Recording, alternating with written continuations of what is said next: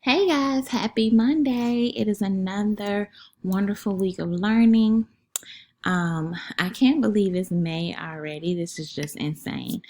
Um, but we have officially gone a month with virtual learning, and this is just exciting because more and more people are starting to do well, and that's a really great thing. Congratulations again to those people who got 80% or higher on their FSA and who received that special treat. Hopefully, this will encourage everybody to do better because I did notice that the FSA grades were a little bit lower than they were last week, which is concerning. So please make sure that you are watching the videos and that you are completing the work every single day so that by the time Friday comes, you'll be able to pass the FSA. Now, a special announcement is that the classwork is going to look different. Your classwork is not going to look like mine is looking on the screen. Yours is actually going to be in Google form, but you'll still be able to follow along with me throughout the lesson.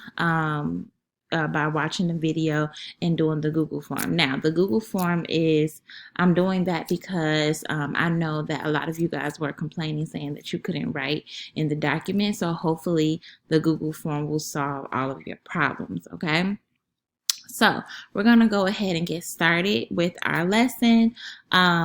This is the part in the lesson where if you have not completed the PDN, you can go ahead and do that now. Pause the video and do that now. If you have completed the PDN, then we can just go ahead and get started together.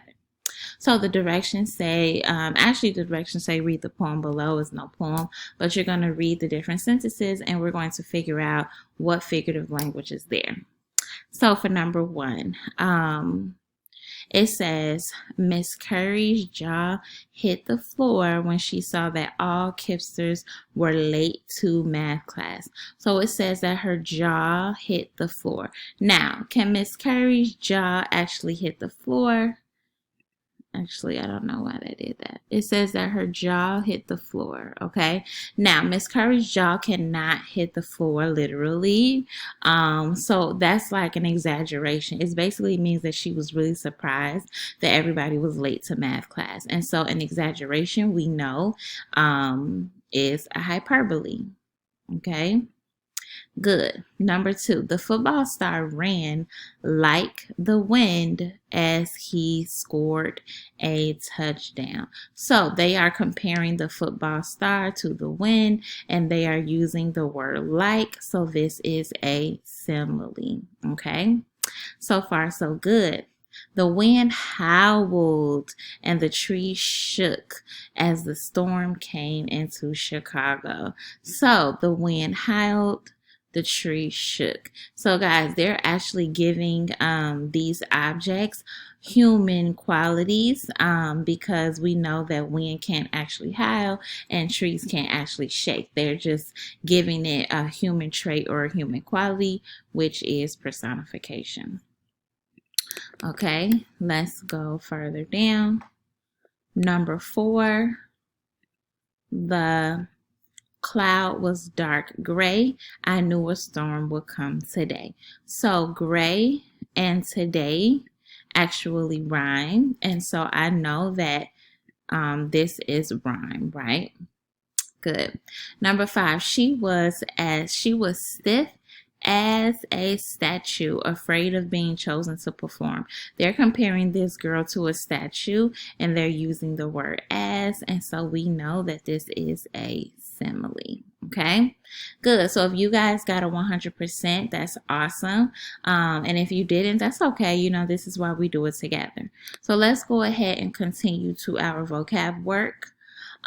So guys, we are continuously learning about roots, Latin and Greek roots, and I know we started last week. So we know that a root word does not have a prefix or suffix added, right? Good. Sometimes root words have different languages, and they help us find the meaning of new words, right? So we are learning a new set of roots and Latin roots and words. So the Latin root or Greek root that we're learning today is anti, and the word that we're learning is social. And so this will be the root word, okay? And so we know that these two have different meanings, right? Anti means against or opposed. Okay, actually, I'm just going to say against. And then social means enjoying time with others. Okay, and so the new word, of course, will be antisocial. I'm going to go ahead and pull these pictures up so that we can talk about it. Okay, good. Okay, and so antisocial is the new word. When we put anti and social together, it creates a brand new meaning. And so the meaning of antisocial is being against, or against, let's just say, against enjoying time with other people. So when you're antisocial, you really don't want to enjoy time with other people. You want to be by yourself, okay? And so I'm going to go ahead and create my sentence. Sometimes Miss Simmons is very antisocial. Because, you know, sometimes, of course, I grew up as an only child. So sometimes I like to be antisocial because I like being alone. I need that alone time. And so when we think of synonyms and antonyms for this word, I want you to try to think of a synonym and antonym before I give you one. So a synonym that I would include for antisocial, some people think that antisocial people are unfriendly, right? Because they think that just because they want to be alone that they're not friendly. Or they also would think that they are withdrawn, okay? Now, some antonyms, which means like the exact opposite of being antisocial, would be friendly, of course, or sociable, right? When you're sociable, you like to be socializing with a lot of people. So when we look at this picture, guys, how do you know that the man is antisocial? Now, when I'm looking at the picture, I can see that the man is on his phone. He has earplugs in his ear, and behind him, all of these people are having fun and socializing, and he's by himself. So I know that the man is antisocial because he is not socializing with the group of people. He has ear plugs in and he is on his phone. Okay, so we know that the man is antisocial. Okay, cool. Moving right along. And guys, in your Google form, you can go ahead and just keep clicking the word next, and it will go to the next section. So now you should click the next button, and you should be on board equals paper. Okay. So today, guys, we're learning something new. Last week, we talked about author's purpose. This week, we're going to talk about text features. And I know you guys have seen this. I want you to think back to some of the books that you read. Think about when you read a book and you see a picture in a book, right? Think about what that picture does. It gives you more information, right? Think about when you read an article and you see a graph or you see a diagram or you may see a timeline. These are called text features. All of these things help you to learn information about what you are reading, okay? Think about a table of contents. When you read a chapter book, a table of contents is a text feature because it's helping you to guide you through the text, right? So we're going to go ahead and talk about the several text features that we can learn from reading a book. So nonfiction texts have text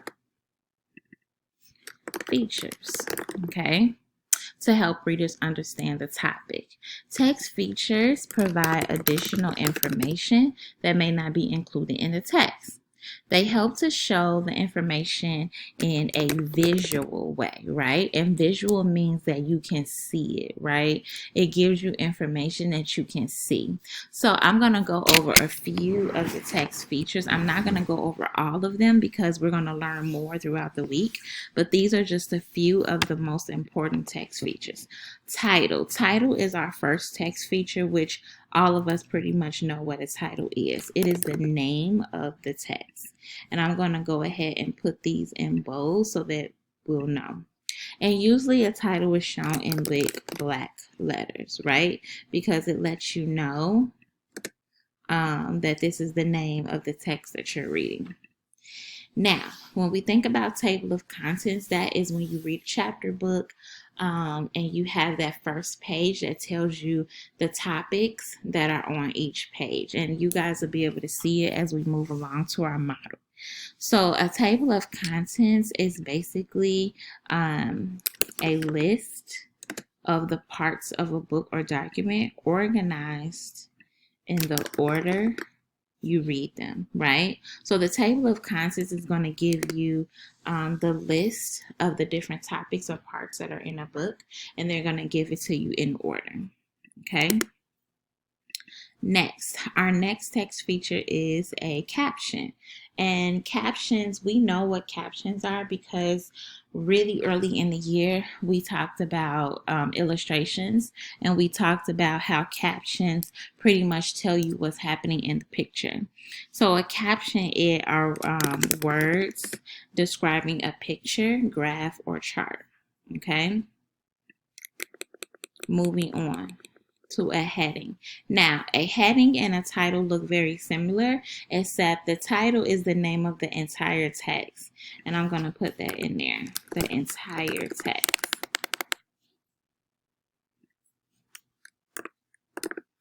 Okay, and then a heading is just a short line of text explaining a specific paragraph. Right? So sometimes there are different headings throughout the text. For example, the title of the text may be How Birds Fly, right? So a heading would be Their Wings, right? Another heading would probably be Their Beaks, right? It talks about birds, okay? Good. Now, let's go ahead and move on. A text box. Text box are similar to captions, except they're longer and they have more information. So a text box is a box outside of the paragraph that features additional information of the topic, okay? And then bold words. Bold words are words that are darkened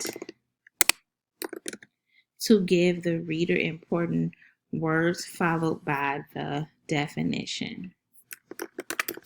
So usually, guys, when you have bold words, they're usually going to give you the definition of that word, and it's usually very important to the topic, okay?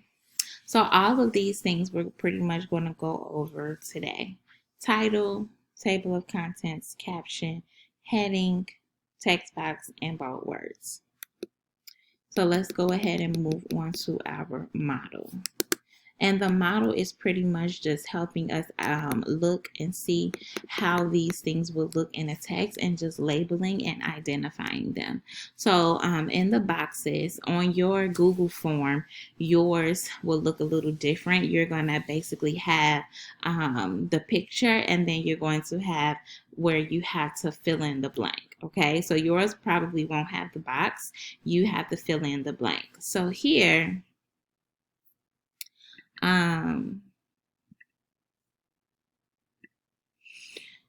we have caption, text box, title, heading, and table of contents. And we have to look at the pictures and figure out what type of text feature this is. So when I look at this illustration and I look at this pointing here, it looks like it's in big black letters at the top of the text. And so in my mind, I believe that this must be the title of the text. And I'm going to make that bigger so you guys can see, okay? And remember how I showed you guys to go up here to this ABC and strike through because we selected that. Okay, now I see this is a picture illustration, and I see how the words are below it describing